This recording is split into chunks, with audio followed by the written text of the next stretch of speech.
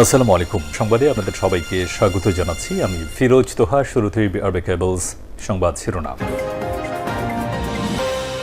বাংলাদেশের সর্বশেষ গুরুত্বপূর্ণ আপডেট সংবাদে আপনাকে স্বাগত। শুরুতেই সংবাদ শিরোনাম, পরে বিস্তারিত। প্রথমেই জানাবো, তুরস্কে গেলেন সেনাবাহিনী প্রধান। সেনাবাহিনী প্রধান জেনারেল ওয়াকারুজ্জামান তিনি তুরস্কের প্রেসিডেন্ট রিসেপ তাইপ এরদোয়ানের আমন্ত্রণে তুরস্ক গিয়েছেন। সেখানে তিনি তুরস্কের বিভিন্ন সামরিক শিল্প প্রতিষ্ঠান পরিদর্শন করবেন। কিভাবে আগামীতে বাংলাদেশ সেনাবাহিনীকে আরও শক্তিশালী করা যায়, এই লক্ষ্য নিয়ে বাংলাদেশ সেনাবাহিনী প্রধান আজ তুরস্ক সফরে গিয়েছেন। 5 দিনের এই সফরে বাংলাদেশ সেনাবাহিনী প্রধান এসব বিষয় নিয়ে খুবই গুরুত্ব দিচ্ছেন। আজ ঢাকার হজরত শাহজালাল আন্তর্জাতিক বিমানবন্দর থেকে তুরস্কের উদ্দেশ্যে রওনা হয়েছেন বাংলাদেশ সেনাবাহিনী প্রধান জেনারেল ওয়াকারুজ্জামান। এরপর জানাবো, রাজনৈতিক পক্ষপাত মুক্ত থেকে সরকারি কর্মচারীদের দায়িত্ব পালন করতে হবে বললেন স্বরাষ্ট্রমন্ত্রী। স্বরাষ্ট্রমন্ত্রী সালাউদ্দিন আহমেদ জানিয়েছেন যে জনপ্রত্যাশা পূরণে সরকারি কর্মকর্তা কর্মচারীদের সম্পূর্ণ রাজনৈতিক পক্ষপাত মুক্ত থেকে দেশপ্রেম ও সততা পেশাদারিত্বের সঙ্গে দায়িত্ব পালন করে যেতে হবে। দেশটাকে সুন্দরভাবে গড়ে তুলতে হলে এর কোনো বিকল্প নেই। দেশটাকে ভালোভাবে গড়ে তোলাই আমাদের বিএনপির একমাত্র লক্ষ্য। তাই যারা সরকারি বিভিন্ন পর্যায়ে দায়িত্বশীল রয়েছেন তাদের অবশ্যই এসব বিষয়গুলো নিয়ে খুবই গুরুত্ব সহকারে কার্যক্রম চালিয়ে যেতে হবে বলে জানিয়েছেন তিনি। এদিকে কাপ্তাই লেকে 2 দিনেও খোঁজ মেলেনি বিএনপি নেতার। রাঙামাটির কাপ্তায়ে নিখোঁজ হওয়ার 2 দিন পরও বিএনপি নেতার কোনো সন্ধান পাওয়া যায়নি। নিখোঁজ মোহাম্মদ মাসুদ 53, 4 নং ইউনিয়ন 6 নম্বর ওয়ার্ড বিএনপির সভাপতি। তিনি দীর্ঘদিন ধরে কেপিএম কাপ্তায়ের চিপার হাউসে অস্থায়ী নৈশপ্রহরী হিসেবে কর্মরত ছিলেন। আজ তিনি কাপ্তাই লেকে হারিয়ে গেছেন বলে তার পরিবারের পক্ষ থেকে জানা গেছে। এখন পর্যন্ত তার কোনো খোঁজ পাওয়া যাচ্ছে না। এই ঘটনায় পুলিশের সদস্যরা ব্যাপক উদ্ধার তৎপরতা চালাচ্ছে। এবারে জানাবো, টানা বৃষ্টিতে হাতিয়ায় 25,000 হেক্টর ফসলের ব্যাপক ক্ষয়ক্ষতি। টানা কয়েকদিনের ভারী বর্ষণ, জোয়ার, দীর্ঘস্থায়ী জলবদ্ধতায় নোয়াখালীর হাতিয়ায় 25,000 হেক্টর ফসলি জমি পানির নিচে তলিয়ে গেছে। আউশ ধান, আমনের বীজতলা, মৌসুমি সবজি, ফল, মরিচ ও পানের বরজ ক্ষতিগ্রস্ত হয়েছে। এতে প্রায় 80,000 কৃষক আর্থিক সংকটের মুখোমুখি পড়েছে বলে জানা গেছে। প্রিয় দর্শক, সর্বশেষ জানাবো গুরুত্বপূর্ণ সংবাদ। কুয়েতে 2 মার্কিন ঘাঁটিতে ইরানের বিধ্বংসী হামলা। কুয়েতে 2টি মার্কিন বড় পরিসরে হামলা চালিয়েছে ইরানের বিপ্লবী গার্ড বাহিনীর সদস্যরা। দেশটির সেনাবাহিনী এই তথ্য নিশ্চিত করেছে। তারা বলছে যে মধ্যপ্রাচ্যে যে রাষ্ট্রগুলো রয়েছে তার মধ্যে সবথেকে দালাল এই রাষ্ট্রটি হচ্ছে কুয়েত। তারা যেভাবে মুসলিমদের বিরোধিতা করে ইসরায়েল ও যুক্তরাষ্ট্রের যে তোষমতগিরি করছে, এজন্য এই রাষ্ট্রটির ঘাঁটিগুলোর উপরই সর্বপ্রথম সবথেকে বড় আঘাত এনেছে ইরানের বিপ্লবী গার্ড বাহিনীর সদস্যরা। প্রিয় দর্শক, এতক্ষণ শুনছিলেন সংবাদ শিরোনাম, এবারে বিস্তারিত। তবে তার আগে বন্ধুরা অনুরোধ থাকবে, এই সংবাদটিতে একটি লাইক দিন। এই চ্যানেলে আপনি নতুন হয়ে থাকলে আমাদের সংবাদটি দেখতে দেখতে চ্যানেলটি সাবস্ক্রাইব করে রাখুন। কমেন্ট করে বন্ধুরা আপনার মূল্যবান মতামত জানিয়ে দিন আপনি বিশ্বের কোন দেশ থেকে বা বাংলাদেশের কোন স্থান থেকে আমাদের সংবাদটি দেখছেন এবং শুনছেন। আর বন্ধুরা, সংবাদটি আপনার সোশ্যাল মিডিয়া ফেসবুকে শেয়ার করে বন্ধুদেরও দেখার সুযোগ করে দিন। গাজা যুদ্ধে আপনি যদি নিরীহ ফিলিস্তিনিদের ভালোবেসে থাকেন বন্ধুরা, কমেন্টে ইয়েস লিখে পুরো বিশ্বকে আমাদের এই তাজা আপডেটটি দেখার সুযোগ করে দিন। এবারে বিস্তারিত। তুরস্ক গেলেন বাংলাদেশ সেনাবাহিনী প্রধান।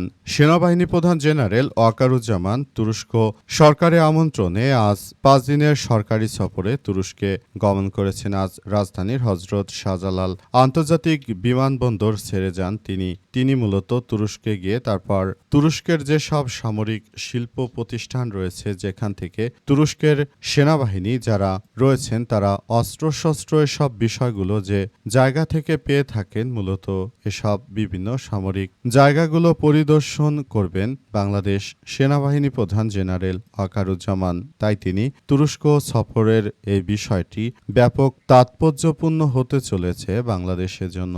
বাংলাদেশ মনে করে এই মুহূর্তে তুরস্কের সঙ্গে ভালো সম্পর্ক রেখে আগামীতে যেন এটি আরও ভালোভাবে সবকিছু সুন্দরভাবে পরিচালিত করা যায় সেসব বিষয়গুলো মাথায় রেখে কার্যক্রম চালানো হচ্ছে। সেনাবাহিনী প্রধান জেনারেল ওয়াকারুজ্জামান এর আগেও তিনি তুরস্ক সফরে গিয়েছিলেন। এবার তিনি মূলত বাংলাদেশ সেনাবাহিনীকে কিভাবে আরও শক্তিশালী করা যায় সেসব বিষয়কে প্রাধান্য দিয়েই তিনি মূলত তুরস্ক সফরে যাচ্ছেন বলে এমন কথাই শোনা যাচ্ছে। বাংলাদেশ সেনাবাহিনী প্রধান ও তুরস্কের মধ্যকার প্রতিরক্ষা বিষয়ক দ্বিপক্ষীয় সম্পর্ক অধিকতর উন্নয়ন, কার্যকর ও আরও গুরুত্ব সহকারে দেখভাল করার ব্যাপারগুলো নিয়ে সবাই অনেক বেশি সতর্ক অবস্থানে রয়েছে এই মুহূর্তে। ভারত যেভাবে বাংলাদেশের উপর বিভিন্নভাবে অপরাজনৈতিক কৌশলগুলো তারা অ্যাপ্লাই করার চেষ্টা করছে, সুতরাং এই মুহূর্তে বাংলাদেশকে অবশ্যই তুরস্কের সঙ্গে একটি ভালো সম্পর্ক বিল্ড আপ করে তারপর বাংলাদেশটাকে একটি ভালো অবস্থানে নিয়ে যেতে সবাইকে আরও বেশি কার্যকর ভূমিকা পালন করতে হবে। এই মুহূর্তে বাংলাদেশকে ভারতের কোনো তাবেদারি রাষ্ট্রে পরিণত হতে দেয়া হবে না। এজন্য বাংলাদেশের প্রতিটি নাগরিক ভারতের এই হিন্দুত্ববাদীদের বিরুদ্ধে সোচ্চার ভূমিকা পালন করবে সেই প্রত্যাশাই আমাদের।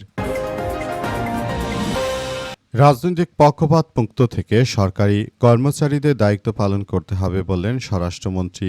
স্বরাষ্ট্রমন্ত্রী সালাউদ্দিন আহমেদ জানিয়েছেন যে রাজনৈতিক পক্ষপাত নয়, বরং দেশের জনগণের জন্য যেটা সবথেকে উপযোগী এমনভাবে রাষ্ট্রকাঠামো পরিচালনা করতে হবে বলে জানিয়েছেন তিনি আরও জানিয়েছেন যে দেশটাকে আমাদের সুন্দরভাবে গড়ে তুলতেই এই মহৎ উৎসবের আয়োজন করা হয়েছে। স্বরাষ্ট্রমন্ত্রী সালাউদ্দিন আহমেদ আরও জানিয়েছেন যে বিষয়গুলো আমরা খুবই গুরুত্ব সহকারে অবজারভেশন করছি। আমরা মনে করি যে দেশটা আসলে যেভাবে কার্যক্রম পরিচালিত হচ্ছে সেখান থেকে আমাদের সবাইকে বেরিয়ে এসে একটি দুর্নীতিমুক্ত সমাজ গড়ে তুলতে হবে। সবাইকে একসঙ্গে মিলেমিশে আমরা যেন রাষ্ট্রটিকে একটি ভালো অবস্থানে নিয়ে যেতে পারি সেই প্রত্যাশা থাকবে বলে জানিয়েছেন তিনি আরও জানিয়েছেন যে এই প্রত্যাশার একটি সুন্দর ও সমৃদ্ধি রাষ্ট্র আমরা গড়ে তুলতে চাই এমন বিষয় আমাদের জন্য অত্যন্ত গুরুত্বপূর্ণ হয়ে দাঁড়িয়েছে বলে জানিয়েছেন স্বরাষ্ট্রমন্ত্রী সালাউদ্দিন আহমেদ। তাই বিষয়গুলো নিয়ে এখনই সবাইকে আরও বেশি সতর্কতামূলক এবং দায়িত্বশীলভাবে কার্যক্রম আরও এগিয়ে নিতে হবে বলে জানিয়েছেন স্বরাষ্ট্রমন্ত্রী সালাউদ্দিন। তিনি বিষয়গুলো নিয়ে খুবই কার্যকরভাবে সবাইকে এগিয়ে আসার প্রতি উদাত্ত আহ্বান জানিয়েছেন। তিনি বাংলাদেশটাকে সুন্দরভাবে গড়ে তোলার মধ্য দিয়ে এগিয়ে যাওয়ার ব্যাপারে সবাইকে আরও উদাত্ত আহ্বান জানিয়েছেন এই নেতা। কাপ্তাই লেকে 2 দিনেও খোঁজ মেলেনি বিএনপি নেতার। রাঙামাটির কাপ্তায় নিখোঁজ হওয়ার 2 দিন পরও বিএনপি নেতার কোনো সন্ধান পাওয়া যায়নি। নিখোঁজ মোহাম্মদ মাসুদ 53/4 নম্বর ইউনিয়নের 6 নম্বর ওয়ার্ড বিএনপির সভাপতি। তিনি দীর্ঘদিন ধরে কেপিএম কাপ্তায়ের চিপার হাউসে অস্থায়ী নৈশপ্রহরী হিসেবে কর্মরত ছিলেন। জানা গেছে যে আজ বিলাইছড়ির ফারু এলাকায় নিজস্ব ইঞ্জিন চালিত নৌকায় কাপ্তায়ের উদ্দেশ্যে রওনা দেন মাসুদ। এরপর তিনি লেকের গর্জনটিলা এলাকায় তার নৌকাটি ভাসমান অবস্থায় দেখা গেল সেখানে তিনি ছিলেন না। হয়তোবা তিনি সেখানে তার সেই নৌকাটি থেকে হয়তো পড়ে গিয়েছেন এমনও হতে পারে, কিংবা কোনো কারণে তিনি পানির মধ্যে পড়ে গেছেন আর উঠতে পারেননি বলে এমন ধারণা করা হচ্ছে। অবস্থায় পুলিশের সদস্যরা ডুবুরি দল নামিয়ে কাপ্তাই লেকে তাকে দীর্ঘ সময় ধরে খোঁজা হচ্ছে, কিন্তু এখন পর্যন্ত তার কোনো হদিস পাওয়া যাচ্ছে না। অবস্থায় পুলিশের সদস্যরা আমাদের জানিয়েছে যে অবস্থায় আসলে কাপ্তাইয়ের লেকে শেষ পর্যন্ত তাকে আদতে খুঁজে পাওয়া যাবে কিনা সেটি বলা যাচ্ছে না, কারণ এমনিতে এখন বর্ষা মৌসুম আর কাপ্তাইয়ের লেকে এই মুহূর্তে সর্বোচ্চ পানি রয়েছে। সুতরাং এ অবস্থায় সেখানে আসলে উক্ত বিএনপির নেতার লাশ খুঁজে পাওয়া যাবে কিনা সেটি বোঝা যাচ্ছে না। কিন্তু তার সত্ত্বেও পুলিশের সদস্যরা তারা দক্ষ ডুবুরি টিম দিয়ে উদ্ধার অভিযান এখনও চালিয়ে যাচ্ছে। শেষ পর্যন্ত কি হয় বিষয়টি দেখার বিষয়। টানা বৃষ্টিতে হাতিয়ায় 25,000 হেক্টর ফসলের ব্যাপক ক্ষয়ক্ষতি। আবারও টানা বৃষ্টিপাত হচ্ছে দেশজুড়ে এবং ফসলের ব্যাপক ক্ষয়ক্ষতি হচ্ছে। অবস্থায় ফসল বাঁচাতে কৃষকেরা তারা দাঁড়ে দাঁড়ে ঘুরছে, কিন্তু কিভাবে কি করবে তারা বুঝে উঠতে পারছে না।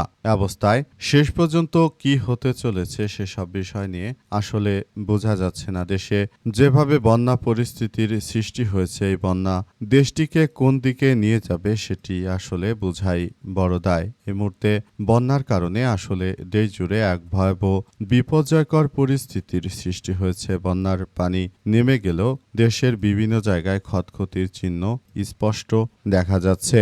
আসলে এই বন্যায় ব্যাপক ক্ষয়ক্ষতি হয়েছে দেশটাকে একরকম নাড়িয়ে দিয়ে গেছে বন্যাতে যেভাবে এখন বন্যার পানি নেমে যাওয়ার কারণে তীব্র খাদ্য সংকটের পাশাপাশি দেখা দিয়েছে দেশের অভ্যন্তরে বিশুদ্ধ পানির অভাব। আর বিশুদ্ধ পানির অভাবের পাশাপাশি আবারও দেখা দিয়েছে বিভিন্ন শিশুদের নানা রকম রোগবালাই। এসব রোগবালাই, খাবারের সংকট, তারপর পরিবহন সহ সব দিক দিয়েই ব্যাপক ক্ষতির সম্মুখীন হচ্ছে দেশ। অবস্থায় শেষ পর্যন্ত কি হতে চলেছে সেই বিষয়গুলো নিয়ে এখন পর্যন্ত কোনো ধারণা করা যাচ্ছে না। শেষ পর্যন্ত কি হতে চলেছে সেটি আমাদের সবার জন্য খুবই দুঃখজনক এক ব্যাপার হয়ে দাঁড়াতে পারে। তাই এখনই বিষয়গুলো নিয়ে সবাইকে আরও বন্যার বিষয়গুলো নিয়ে জরুরি সতর্ক থাকা উচিত, যাতে করে দেশের অভ্যন্তরে আর এই ধরনের কোনো ঘটনা না ঘটুক সেই প্রত্যাশা আমাদের।